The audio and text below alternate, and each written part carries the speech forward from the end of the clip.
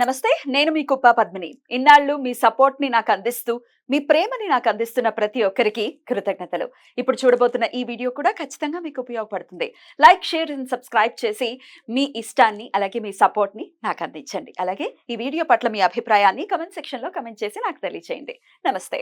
నమస్తే. Welcome to our channel. నేను పద్మిని. ప్రస్తుతం పాటు ప్రముఖ ఆధ్యాత్మికవేత్త, astrologer, tarot card reader and Vedic nutritionist Shrimati Vanaja Ramisetti garu మనతో పాటు ఉన్నారు. మాట్లాడదాం. మేడం నమస్తే. మేడం తిరుపతి లడ్డు ఇష్యూ ఎంతలాగా అసలు మనోభావాల్ని దెబ్బతీసింది అనేది ఆలోచిస్తూ ఉంటే, అసలు దాని గురించి ఆలోచిస్తూ ఉంటేనే చాలా చాలా బాధాకరంగా అనిపిస్తుంది.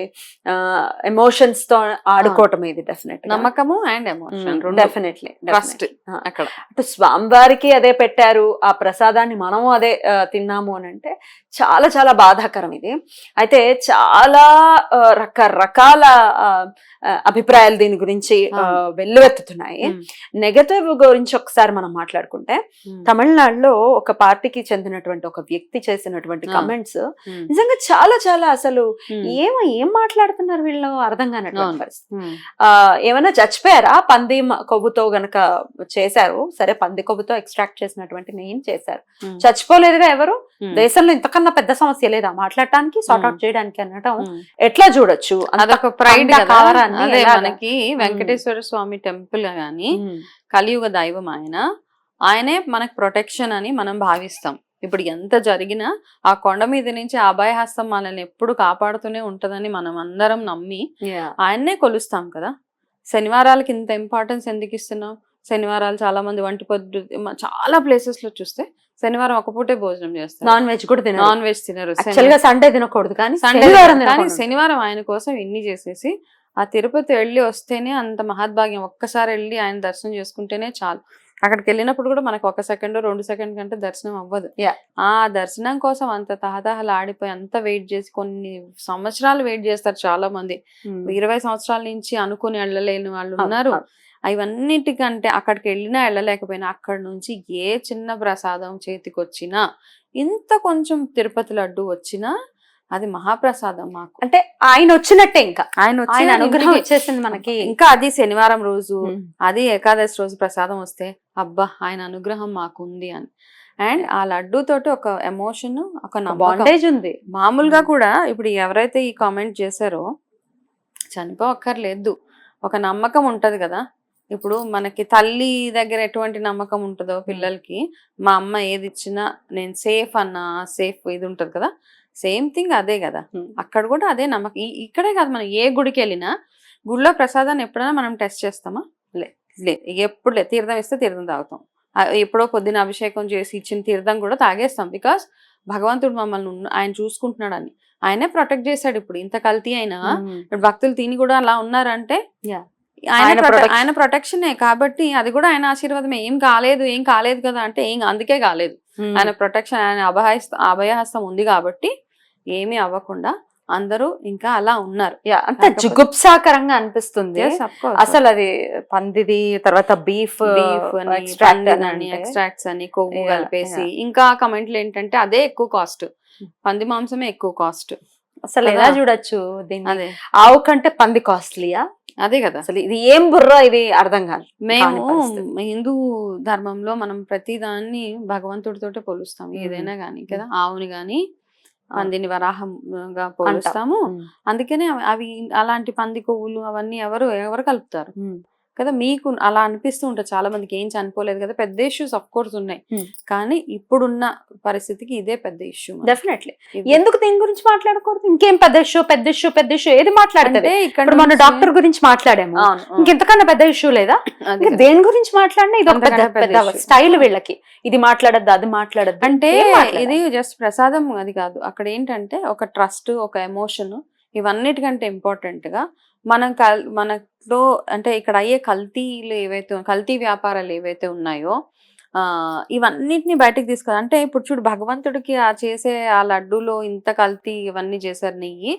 మామూలుగా ఆలోచిద్దాం, రెగ్యులర్ గా మనం వాడే ఫుడ్ ఏదైతే ఉందో, మనం కొనుక్కునే గ్రాసరీస్ ఏవైతే ఉన్నాయో అందులో ఇంకెంత కల్తీ జరుగుతుందో అది మీకు హోంవర్క్ బేసికలీ. ఇప్పుడు ఎవరైతే ఈ డైలాగ్ అన్నారో ఇంకా పెద్దది ఉంది. ఇంకా పెద్దది ఏంటంటే ఇప్పుడు మిగతా ఫుడ్ ఐటమ్స్ లో ఏవేవి కల్తీలు జరుగుతున్నాయో, మేము రెగ్యులర్ గా కొనే ఫుడ్ ఐటమ్స్ లో కానీ గ్రాసరీస్ లో కానీ ఏమేమి కల్తీలు జరుగుతున్నాయో please go and find it out. మీరు చేయండి పోనీ ఆ పని చేయండి ఫస్ట్ కదా. పిల్లలకి పెడుతున్నాము, ప్లాస్టిక్ యూజ్ చేస్తున్నాము, ప్లాస్టిక్ బ్యాన్ చేయలేకపోయారు, ఏది చేయలేకపోయారు, అలాంటి పనులు చేయండి. ఇలాంటి కామెంట్స్ కంటే కూడా వెళ్ళి ప్లాస్టిక్ బ్యాన్ చేసే ప్రోగ్రామ్స్ కానివ్వండి. వినాయక చవితి వచ్చినప్పుడు మన మట్టి వినాయకులు వాడమని చెప్తున్నా, ఎవరైనా వాడుతున్నారా?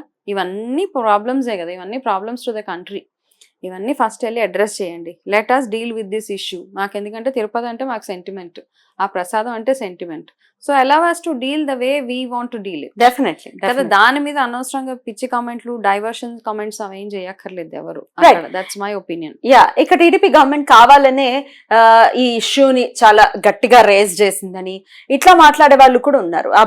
ఏదైతే వరద ఏదైతే వచ్చిందో దాన్ని డీవియేట్ చేయడం కోసం ఒక కొత్త అంశాన్ని లేవనెత్తింది గవర్నమెంట్ అని. ఎవరి చేతిలో ఉంది సైక్లోన్, నేచురల్ కెలామిటీ ఎవరి అదే చేతిలో లేదు. అదే అసలు దాన్ని ఆ అంశాన్ని మర్చిపోవాలి జనాలు అని చెప్పి ఈ అంశాన్ని లేవనెత్తారు. మర్చిపోవడానికి ఏముంది, అక్కడ వాళ్ళు చేసేది ఎంత వాళ్ళు చేశారు ఆల్రెడీ, అంతా చేశారు.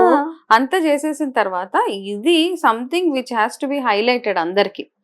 కాబట్టి వరదకి డైవర్షన్స్ ఏం అక్కర్లేదు అని ఎవరు ఆలోచించి, ఎవరికి తెలుసు వరద వస్తుందని తెలుసా? వరద వచ్చింది, కాకపోతే సిటీ ప్లానింగ్ సరిగ్గా లేదు, టౌన్ ప్లానింగ్ సరిగ్గా లేదు, ఇంత విధ్వంసం అయింది. భగవంతుడు ఏదో ఒక రకంగా చూపిస్తాడు కదా, ఇలా ఏదో ఒక దగ్గర ఏదో పాపం జరుగుతుంది అని. అండ్ లక్కీగా ఏంటంటే ఇంక ఇప్పుడు బయటపడింది, లేకపోతే అది ఇంకా కంటిన్యూ అవుతూనే ఉండేది. ఇప్పుడు ఎంత ప్రక్షాళన చేసినా ఏం చేసినా అఫ్ కోర్స్ ఇప్పుడు అవన్నీ చేస్తూ ఉన్నారు. అండ్ మన వంతు కూడా నాకేమనిపిస్తుంది అంటే ప్రతి ఒక్కరు, ఇప్పుడు నేను కూడా 2023లో తిరుపతి వెళ్ళా, తిన్నా ప్రసాదం, ఎవరం హైలైట్ చేయలేకపోయాం కదా. ఇప్పుడు మనం అందరిని కనుక్కోలేకపోయాం, కానీ ఎంతో కొంత తెలిసింది అందరికి. ఏంటి సువాసన లేదు. సో 10 రోజులు కాదు, 15 రోజులు కాదు, 20 రోజులైనా ఫ్రెష్ గా ఉండేది. అలాగే ఉండేది. ఓపెన్ చేయగానే ఆ కర్పూరం గుమలాడిపోయేది. ఇప్పుడు ఫ్రిడ్జ్ లో పెడితే అది ఇచ్చుకు నెత్తి మీదకి ఎవరైనా కొట్టామంటే బొక్కడి అంతే అంతే నిజంగానే అంత ఘోరంగా అనమాట. అయ్యో వచ్చేటప్పుడు పులిహోర తిన్నా, మామూలుగా అయితే ఎలా ఉంటది, ఆ దర్శనం చేసుకుని బయటకు వచ్చాడు పులిహోర చాలా బాగుంటుంది. తిన్నాక ఇంకొకరు ఎవరైనా ఇంకొకటి అనిపిస్తుంది. ఆ ఒక్కటి కూడా తినలేకపోయాం లాస్ట్ డిసెంబర్ లో వెళ్ళినప్పుడు. అది బలవంతంగా ఎక్కింది నోట్లోకి నిజంగా. అంటే ఇట్ వాస్ వెరీ నార్మల్ అన్నమాట. ఆ తిరుపతిలో పెట్టే ప్రతి ఒక్క ప్రసాదం ఈజ్ అమృతం అంతే. అది ఎంత ఇచ్చినా అమృతమే, ఎంత కొంచెం ఇచ్చినా అంతే. కానీ ఆ రోజు తినలేక తినలేము, పాడేయలేము. మనకు ప్రసాదం అంటే చాలా సెంటిమెంట్ కదా. ఆ గుడే కాదు, ప్రతి గుడి. అవునండి. దేర్ఫోర్ కొంచెం ట్రాన్స్పరెన్సీ ఉండాలి అన్ని టెంపుల్స్ కి, భక్తులకి ఏం జరుగుతుంది అక్కడ అని. టెంపుల్ ఇన్ఫర్మేషన్స్ అంటూ ఉండాలి, వాళ్ళ ప్రసాదాల్లో ఏం కలుపుతున్నారు ఏంటని గోయింగ్ ఫార్వర్డ్. అవునా, మనకు నిజంగా తెలియదు అసలు ఏమవుతుందో. ఇంకా మనందరికి ఏంటి నమ్మకం, అక్కడ వకులామాత స్వయంగా చూస్తూ ఉంటారు. వెంకటేశ్వర స్వామికి వంటశాల దగ్గర ఎటువంటి నైవేద్యాలు తయారు చేస్తున్నారు, ఇదంతా మోసమే కదా. చాలా చాలా ఎట్లా శిక్ష మాత్రం ఖచ్చితంగా పడుతుంది. అది ప్రభుత్వాల నుంచి కాదు, నేచర్ నుంచి అని అనుకోవచ్చా? 100%. అసలు ఇప్పుడు కాదు, ఇప్పుడు ఇది అయ్యే ఈ గొడవ ఏం పనిష్మెంట్ కాదు. ఒక భగవంతుడు చేస్తాడు, రైట్ టైంలో రైట్ పనిష్మెంట్ ఇస్తాడు కదా. ఆ పనిష్మెంట్ దేవుడి నుంచి ఎవరిని తప్పించుకోలేము, ఎక్కడి నుంచైనా తప్పించుకోవచ్చు, కానీ భగవంతుడి నుంచి అసలు ఎక్కడ తప్పు జరిగినా మనకి ఎంతో కొంత బాధ్యత ఉంది ఖచ్చితంగా. మరి మనకు కూడా ఎంతో కొంత బాధ్యత ఉంది. డిప్యూటీ సీఎం పవన్ కళ్యాణ్ గారు ఎలా అయితే ప్రాయశ్చిత్త దీక్షని పూనారో, ఆయన డెఫినెట్ గా ఆదర్శం ఈ పాయింట్ లో. మరి మనం కూడా ఎంతో కొంత క్షమార్పణ చెప్పాలి కదా. ఎందుకంటే ప్రసాదాలు వచ్చినప్పుడు తిన్నాము, నేను కూడా తిని బాలేదు అన్నదాన్ని బాలేదేమోలే అన్న అంతటి నేనే ఊరుకున్నాను. కానీ నాకు చాలా ఆప్షన్స్ ఉన్నాయి, సోషల్ మీడియా ఉంది, చెప్పొచ్చు తిరుపతి ప్రసాదం బాలేదని. ఎందుకు నువ్వు చెప్పలేదు? మేబీ అసలు స్ట్రైక్ కూడా స్ట్రైక్ అవ్వాలి, ఎందుకంటే దాని మీద ఉన్నటువంటి గౌరవం అది. తిరుపతి ప్రసాదం మీద మనం కామెంట్ పే చేయలేము. ఒకటి మేబీ నేను వెళ్ళి తిన్న రోజు బాగాలేదేమో, బికాస్ మనం ఒకటే రోజు ఉంటాం అక్కడ కదా. దగ్గరగా ఉండే వాళ్ళకి తెలుస్తుంది, మనం ఒక రోజు ఉంటాం, ఏమో ఈ రోజు బాగాలేదేమో అన్న ఒక థాట్ తప్పిస్తే. సో అందరూ ఏదో ఒక రకంగా చిన్నగా ఆ తప్పులు పార్టిసిపేట్ అంటే ఉన్నాం, భాగస్తులమే అనుకోవచ్చు. నేను చెప్పేది ఒకటే ఏంటంటే, అందరూ పెద్ద పెద్ద ఏదన్నా చేయనివ్వండి, హోమాలు ఎన్ని చేసినా దీక్షలు చేసినా, మనం అందరం సింపుల్ గా చేసుకునేది ఏకాదశి రోజు గోవిందనామాలు ఎంత వీలైతే అంత రాసుకొని మీ ఇష్టం, మీకు ఎంత ఓపిక ఉంటే 108 రాస్తారా, 1116 రాస్తారా, రాయడం ఒకటి. గట్టిగా ఇంట్లో ఉన్న వాళ్ళందరూ ఆ వెంకటేశ్వర స్వామిని తలుచుకొని, అంత ఇండిసిప్లిన్ అంటే టైం ఏం లేదు అసలు అక్కడ. అంటే మామూలుగా మనకు తెలుసు ఒక 4 గంటలు పడుతుంది దర్శనానికి, ఇందులో ఇక్కడ కూర్చోవాలి. ఇప్పుడు ఏం లేదు, అబ్బా ఫ్లైట్లు మిస్ అయిపోయి గొడవ అసలు ఒక రకంగా లేదు అసలు. మొత్తం ఇవన్నీ కూడా సెట్ రైట్ అవ్వాలి Yes. అని మనస్ఫూర్తిగా కోరుకుంటుంది. మళ్ళీ మళ్ళీ ఎప్పుడు వినకూడదు, చూడకూడదు, ఇలాంటివి ఎప్పుడు ఇంకా జన్మలో జన్మలో జరగకూడదు అని మనస్ఫూర్తిగా కోరుకుంటూ థ్యాంక్ యూ మేడం. నమస్తే. నమస్తే.